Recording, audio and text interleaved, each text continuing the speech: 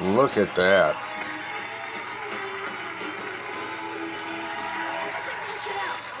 Jeez, it just exploded. Welcome to Hollywood Game Night.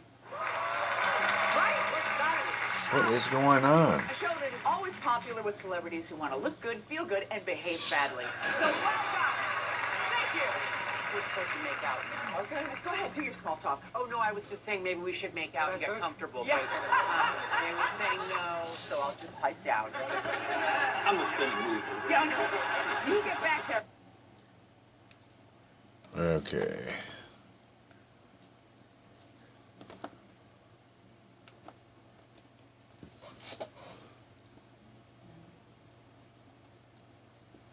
We're not fake, and if it was honest, the press would have said what I said was very nice. But unlike you and unlike the media, before I make a statement, I like to know the facts. That was a horrible, horrible day. Wait a minute, I'm not finished. I'm not finished, fake news. I'm not finished fake news. The mainstream media, once again, hysterical. Complete meltdown mode today because President Trump told some truths. Yes, there are a lot of truths here. White supremacist groups, they are disgusting. Antifa. They are despicable. All people of goodwill and conscience agree. But there was both sides causing violence. Wanna believe it? Take a look. Antifa. George This Soros. is out of control violence. It is Look at that. complete mayhem. The people that It'll be a provoked civil this- war. Yeah, I'll agree. They were the That's white what they want. supremacists. They're the ones that are Martial most law. responsible. And you know what? Let me say this about some of the protesters. They came out for all the right reasons. This brings out a morally justifiable anger in people that are that ignorant. But it does not give these all-left protesters, doesn't give people of good conscience even, the right to attack them, punch them, hit them, etc. No, We that's... completely disagree with They ought to be all everything these jailed. white supremacist groups stand for, believe in. They're not conservatives. They're not Republicans. We don't know these people. Small percentage of the population. But under the First Amendment in this country, they have a right to say hateful, awful, and even racist things, whether we like it or not. Now, the ACLU tonight, one of the biggest Trump-hating groups, even defended these white supremacists and their right to hold the rally. Now, this group even put out a Look at statement. that. I said, quote, "The First Amendment is a critical part of our democracy. It protects even vile, hateful, and ignorant speech. And for this reason, the ACLU of Virginia defended the white supremacists' right to march, but we will not be silent in the face of white supremacy. Those who stand silent enable it, including the president." And the ACLU also tweeted, "Not sure," pay attention, because they're repeating what the president said, "not sure who provoked first. Both sides were hitting each other at Justice Park before the police arrived." They also added, "The guy on the ground is a Unite the Right protester. Those in black and red are Antifa protesters." And where are the police, by the way? Is anyone asking that question tonight? Why didn't the Democratic Governor Terry McAuliffe, the Democratic mayor of this city, why did they not It was set order up. the police to stop the violence sooner? And if the police were outgunned, like Terry McAuliffe said, why did he not request the National Guard be called in? And there's the fact, the Destroy Trump media, they will never, ever be satisfied with how many times the president condemns racism, violence, white supremacy, bigotry, the likes of which we saw this weekend in Charlottesville. How many times does this president have to say it? Let's take a look at President Trump's original comments on this before the white supremacist madman plowed into people with his car. Here's what the president tweeted soon after, quote, "We all must be united and condemn all that hate stands for. There's no place for this kind of violence in America. Let's come together as one." And the president went on to say, "We must remember this truth. No matter of our color, creed, religion, or political party, we are all Americans first." And last night, if you remember on the program, I showed how many times over the years that the president condemned white supremacy, condemned the Klan, condemned David Duke. The media never points that out. And after the protest turned deadly, President Trump, he immediately came out and immediately condemned what was going on. Watch this. We condemn in the strongest possible terms this egregious display of hatred, bigotry, and violence on many sides. On many sides. Strongest possible terms, and the ACLU says there were two sides here.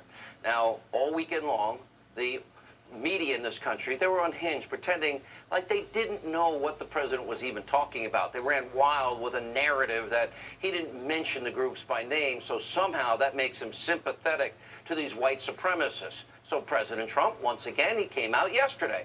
He condemned what happened. He called out these groups by name. They don't pay attention to this part. Watch. Racism is evil, and those who cause violence in its name are criminals and thugs, including the KKK, neo-Nazis, white supremacists, and other hate groups that are repugnant to everything we hold dear as Americans. Hate groups repugnant to everything we hold dear. But of What course, about that's not good Antifa? enough for the media and the left wing in this country. Now, a quick sidebar. Where was the media, what was it, 6 weeks ago? A Bernie Sanders supporter, one of his supporters targeting Republicans at a baseball practice, leaving Congressman Steve Scalise, the third-ranking Republican in the House of Representatives, fighting for his life. The gunman had an assassination of Republicans list. Where was the media blaming the Democrats the same way they're now blaming Trump? But back to the topic of hand. So once again, after condemning these groups, President Trump had to explain to the press exactly why he didn't immediately jump to conclusions like, for example, President Obama did again and again when things happen. Take a look at this. Here's the thing. When I make a statement, I like to be correct. I want the facts. This event just happened. In fact, a lot of the event didn't even happen yet as we were speaking. This event just happened. Before I make a statement, I need the facts. So I don't want to rush into a statement. So making the statement when I made it was excellent. Now, President Trump, really, when you think about it, he's right, and we need to learn from the mistakes of Barack Obama. Nobody, especially the President of the United States, should ever rush to judgment and make a situation work. President Obama did it numerous times in these high-profile racial cases while he was president, and he rushed to conclusions before facts came out. Take a look. The Cambridge police acted stupidly. There is a long history in this country of African Americans and Latinos being stopped by law enforcement disproportionately. And that's just a fact. When Trayvon Martin was first shot, I said that this could have been my son. And we have to close the justice gap. How justice is applied, but also how it is perceived, how it is experienced. That's what we saw in Ferguson this summer when Michael Brown was killed and the community was divided. Now, President Obama rushed to judgment in 4 high-profile cases. He got the facts wrong in the end, and guess what? It led to false narratives being created, lies being spread, like Michael Brown, hands up, don't shoot, and that myth. I've covered these issues in detail. Then there's the issue of the leftists destroying public property, tearing down monuments like we saw happening yesterday in Durham in North Carolina. Now, you can disagree with these statements. You may not like these monuments. By the way, you can fight politically. You can shout people down and say anything you want to say. But is there not the rule of law that needs to be applied here? In other words, you can go up so far with speech and say anything you want, but you can't punch, you can't beat, you can't tackle, you can't fight with people just because you hate what they're saying, even when what they say is disgusting. Interestingly, even the ACLU agrees with me and the president on that tonight. Now, the president also reacted to this issue. Take a look. You had people in that group that were there to protest the taking down of, to them, a very, very important statue and the renaming of a park from Robert E. Lee to another name.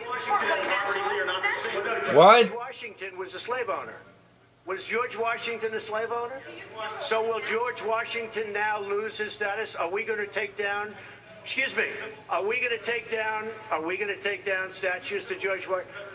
How about Thomas Jefferson? What do you think of Thomas Jefferson? You like him?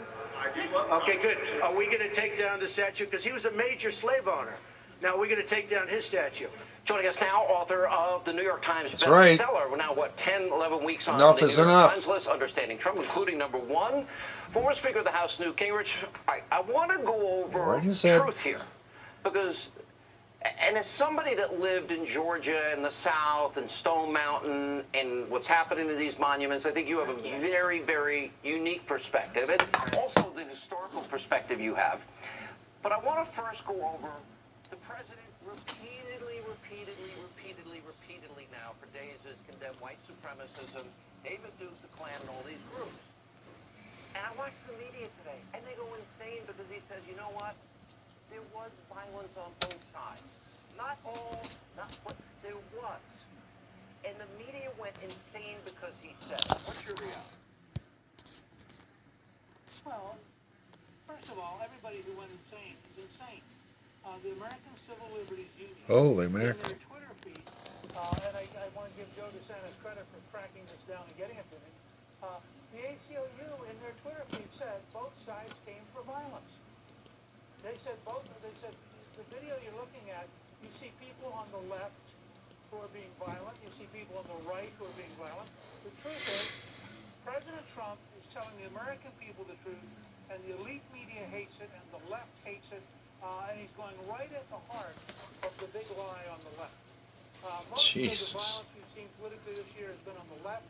They're not putting a $9,000 escape door into the chancellor of the University of California, Berkeley's office to hide from right-wingers. They're putting in there to hide from left-wing students. The students at Millbury College who blocked the conservatives from speaking weren't on the right, they were on the left. So let's be really clear here. What we're faced with in this country, I think we should condemn neo-Nazis. They are an anti-Christian, totalitarian, anti-Semitic movement. We should be very tough on them. I think we should condemn racism. But frankly, I think we should condemn racism on both sides. And I think you have a very strong case here that there are people who've been out there advocating shooting cops. Those weren't Right. winners. Yeah. So let's be really clear. There is more than enough blame on both the right and the left to say we're tired of all of you. Cut it out or we're going to put you in jail. All of you. Ask about the president saying, he spoke out on Saturday. I read his tweets again. He spoke out on Monday. He spoke out today. He said it again and again and again, specifically naming them. And he said that he waited until he had facts. And I compared it to what Obama did. Obama rushed to judgment. George Zimmerman, Trayvon Martin, Ferguson, Missouri, the Cambridge Police, Freddie Gray, Baltimore. Was wrong on all counts because he didn't wait for evidence, testimony, facts to come in. Was it right for the president to condemn the hatred, what we saw on Saturday, wait for Come the on. and do what he did on Monday and today? Look, I have to confess, Melissa and I saw live on Saturday his statement. We both thought it was pretty clear and direct. And remember, this is a man who, as a candidate, repudiated David Duke. As a candidate, repudiated the Ku Klux Klan. Again and again. And by the way, this is a man who, in his inaugural address, says to the entire country, we all bleed the same color. You cannot be a patriotic American and be a racist. I mean, he's very clear. And so I think he's starting out Saturday thinking, I'm going to add to what I've already been saying. And I suspect he was shocked at the level of hostility, including among some Republicans. Oh, this was all set up by the Democrats. That's why they let him go at the last minute, so they would have this. Telling the truth about violence on the left. And so all of a sudden the elite media has to go crazy again. I just think it's time to draw a line in the sand and say, everybody in this country who wants to lead a big lie, watch the elite media, watch the left-wing Democrats, because they represent a big lie. Worse than fake news, it is a big lie. Let me, we both lived in Georgia, and Come on, guys. we have instances, we have other cities, now Baltimore, all these other cities. You saw it in Durham, North Carolina yesterday, and it's like ripping down statues of our founders and our framers. The president talked today about, okay, yes, George Washington was a slave owner. Thomas Jefferson was a slave owner. Jesus, Are we now again? heading towards the point, and he said it's up to the states to decide, where we are now going to watch history being removed from city after city after city. Is that where we're headed? For example, in Stone Mountain, Georgia. I know you've been to Stone Mountain. There is a carving on Stone Mountain. And you have the president of the Confederacy up there, Jefferson Davis, and others. And is that going to be sandblasted next week?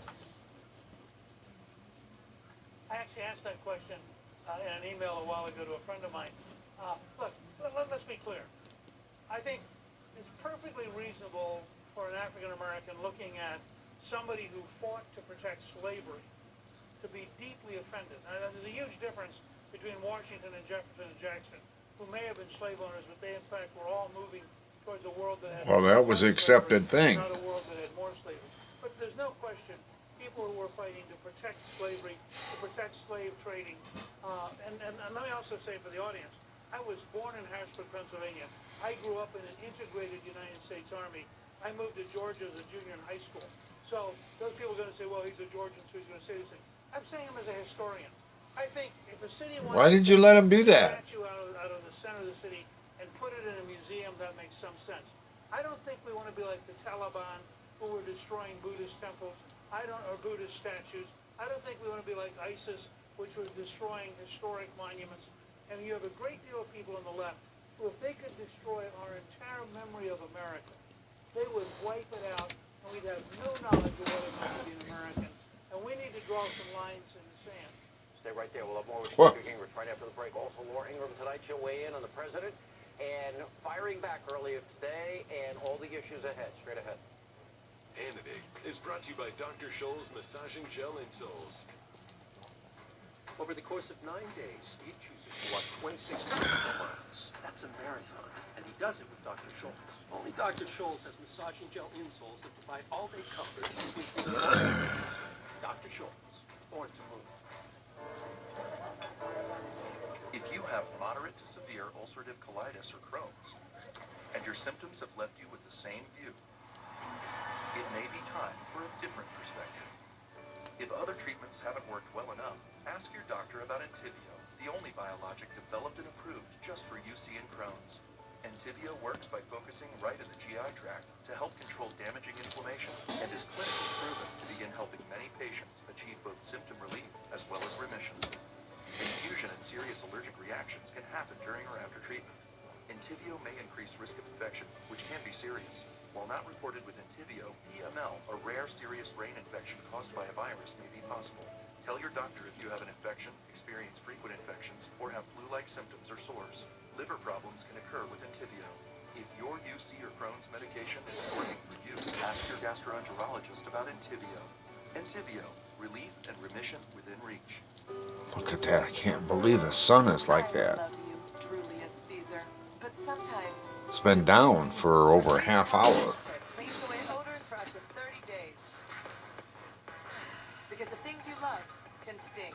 Introducing Lean 13 from Nutrisystem. Lose up to 13 pounds in your first month, guaranteed. Go to Nutrisystem.com right now and get new NutriCrush bars to crush cravings free and Turbo Shakes to bust belly bloat free. Lose up to 13 pounds and 7 inches overall in your first month. Lose weight fast with Lean 13 from Nutrisystem. Your first 13 pounds, gone. Visit Nutrisystem.com and get new Lean 13 with bars and shakes free. That's not going either. Where's Jack? He's on holiday. What do you need? I need the temperature for part 5. Ask the new guy. You guy? Jack trained him. Jack's guidance would be to maintain the temperature at negative 160 degrees Celsius. That doesn't sound like Jack.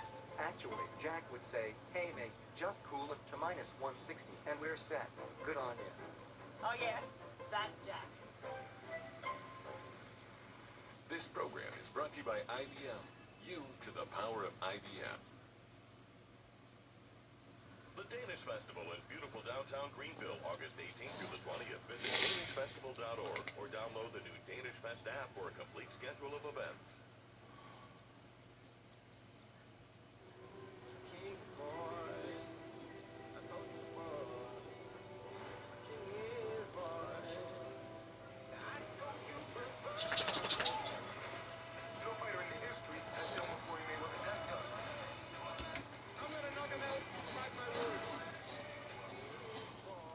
Mayweather versus McGregor, Saturday, August 26th, live on pay-per-view. Tune in for Mayweather versus McGregor, live on Spectrum. The Danish Festival in beautiful Okay. downtown Greenville, August 18th through the 20th. Visit danishfestival.org or download the new Danish Fest app for a complete schedule of events. I gotta lose some memory here. Very live documents. in Homewood, Alabama. Throughout the state, election night watch parties are going on in the special primary to fill the U.S. Senate seat once held by Attorney General Jeff Sessions. Luther Strange, who was appointed to fill the vacant seat back in February, has been having a very good night, apparently bolstered by the endorsement of President Trump, also enjoying strong support from the Republican establishment. Now, throughout this campaign, Republican Mo Brooks had tried to capitalize on anti-establishment sentiment among voters, but it was another anti-establishment Republican, Roy Moore, who had a very strong showing this evening, resonating with voters. Analysts say he may have benefited from low voter turnout in this election because of his loyal and active following of religious conservatives who remember him as the 10-year judge. Hey-hoo! Projecting Moore and Strange will face each other in a runoff in September. 6:57. Race relations in America. Do you think things have gotten worse or better since you took office? I think they've gotten better or the same. Look, they've been frayed for a long time, and you can ask President Obama about that because he makes speeches about it. But I believe that the fact that I brought in, it will be soon, millions of jobs. You see where companies are moving back into our country. I think that's going to have a tremendous positive impact on race relations. And I'll tell you, we're spending a lot of money on the inner cities. We're fixing the inner cities. We're doing far more than anybody's done with respect to the inner cities. It's a priority for me. That was the president earlier today addressing this week's violence in Charlottesville and the overall state of race relations in the U.S. We continue more with former Speaker of the House, Newt Gingrich. Mr. Speaker, I watched the media that is just so openly hostile to him. That it doesn't seem to matter anymore what he's going to say or do, and you have made this point many times in the program.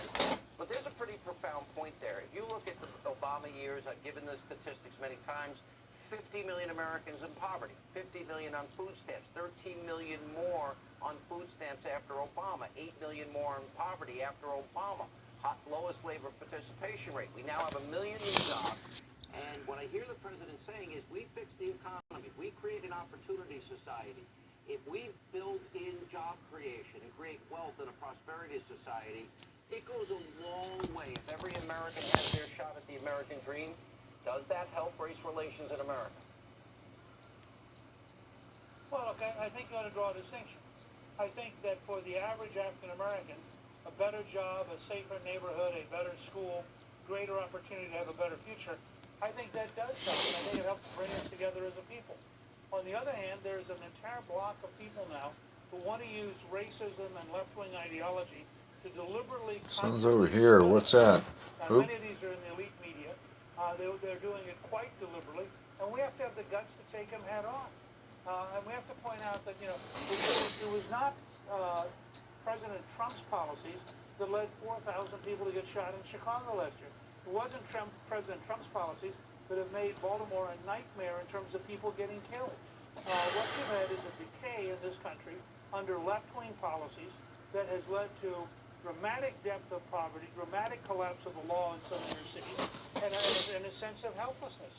I think Trump is the first real opportunity to begin to turn all of that around, starting by going after these renegade cities that refuse to get illegal criminals out of the city and refuse to cooperate with the federal government.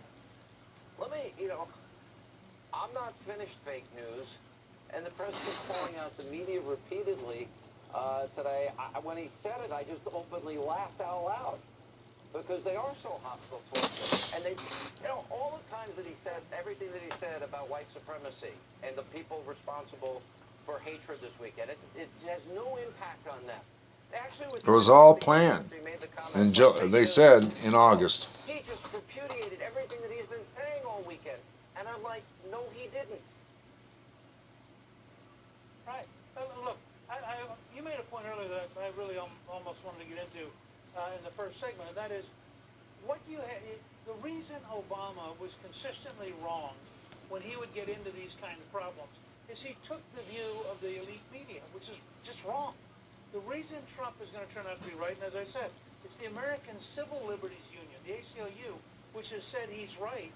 They didn't say he's right, but they said it is correct to say that the violence in Charlottesville was on both sides. Now, Trump, because he...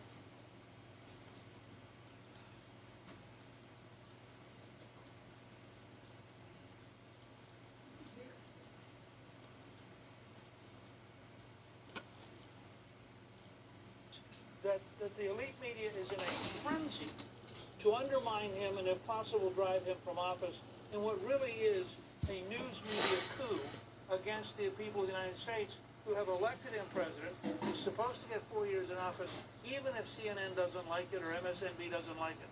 But they're going to do everything they can to isolate him, drive him down, and try to destroy him. Speaker, thanks so much for being with us. Appreciate it. When we come back today, President Trump called the driver who plowed his car into a group of people, killing one woman, called him a murderer. Laura Ingram next. COPD makes it hard to breathe. So to breathe better, I go with a I Nora. think you're going to have to rebake that mousetrap. Rebate it. Yeah. Put more peanut butter on it. I'll go my own way with a Nora. Sienna's been staring at that dishwasher now every night. Oh, okay. Contains two medicines called bronchodilators that work together to significantly improve lung function all day and all night. Anoro is not for asthma. It contains a type of medicine that increases risk of death in people with asthma. The risk is unknown in COPD. Anoro won't replace rescue inhalers for sudden symptoms and should not be used more than once a day. Tell your doctor if you have a heart condition, high blood pressure, glaucoma, prostate, bladder, or urinary problems. These may worsen with Anoro. Call your doctor if you have worsened breathing, chest pain, mouth or tongue swelling, problems urinating, vision changes, or eye pain while taking Anoro. Ask your doctor about Anoro. What the hell is this? Get your first prescription free at Anoro.com.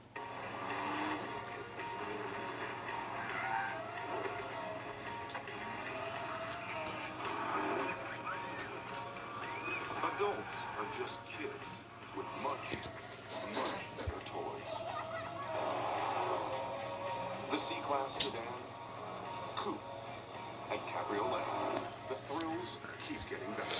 Lease the C300 Oh. at your local Mercedes-Benz dealer. Mercedes-Benz, the best or nothing. Your ancestors preserved food for the hard times they knew would come. Shouldn't you prepare as well? With a Harvest Right home freeze dryer, you can preserve all your favorite foods for up to 25 years. Meats, fruits, vegetables, ice cream, even lasagna can be freeze-dried right in your home, maintaining their food.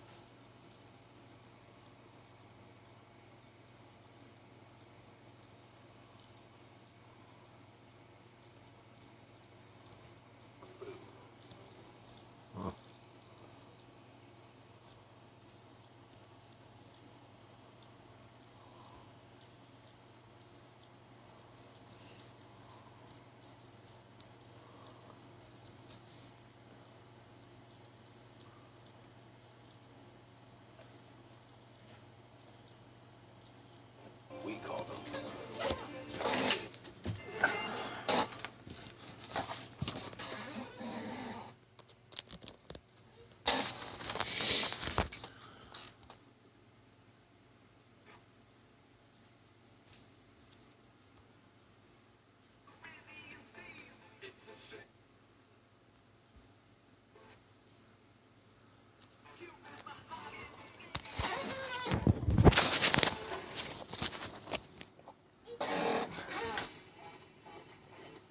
Don't get mad.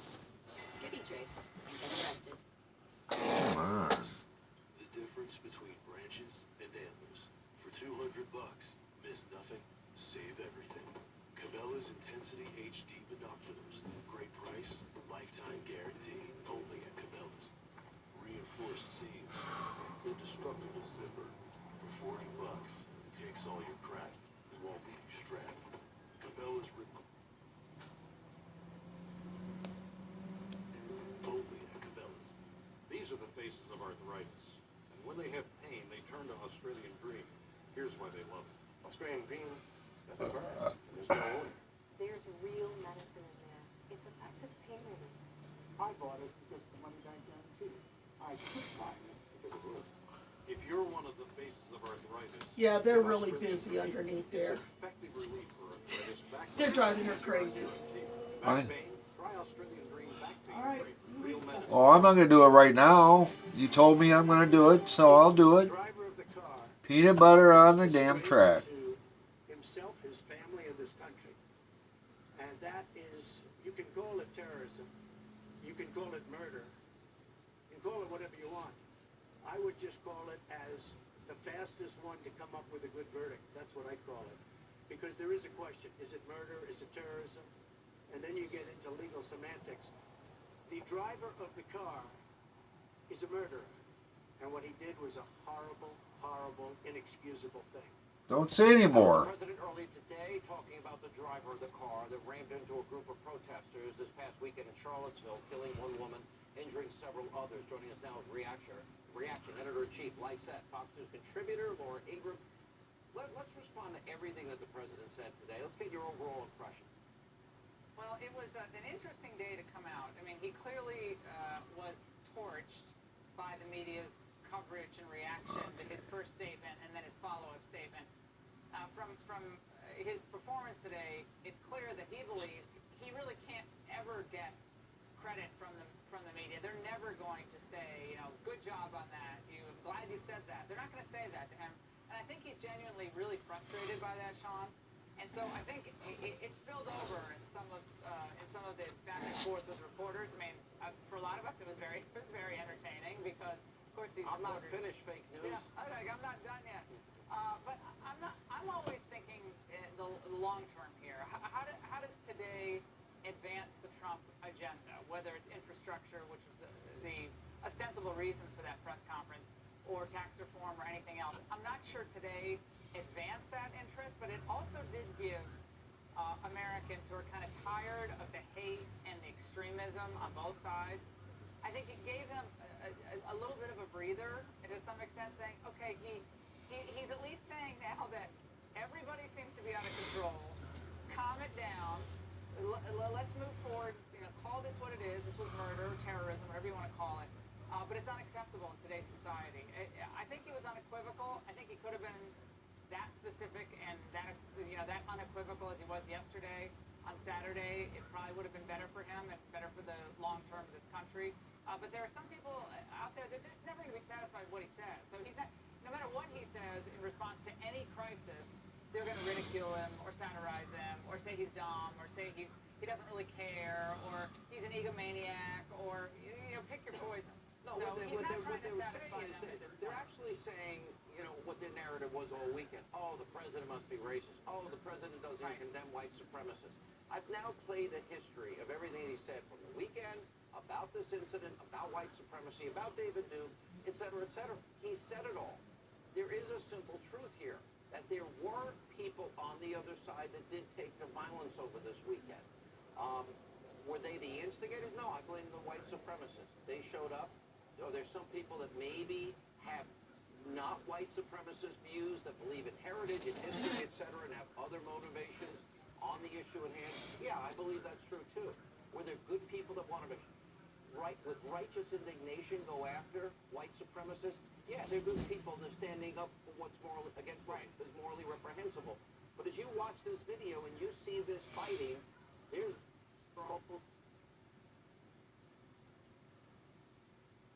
published, I think, this afternoon. There's one of the people who's at that event from Unite the Right Side. I don't even know what.